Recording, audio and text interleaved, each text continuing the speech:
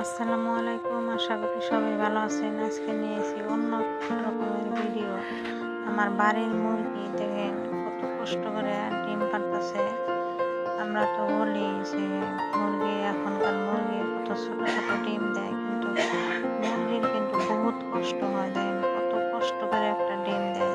তার সত্ত্বেও আমরা বলতে থাকি যে এখনকার মুরগি ছোট করে ডিম দেয়, কিন্তু মুরগির যে কতটা কষ্ট হয়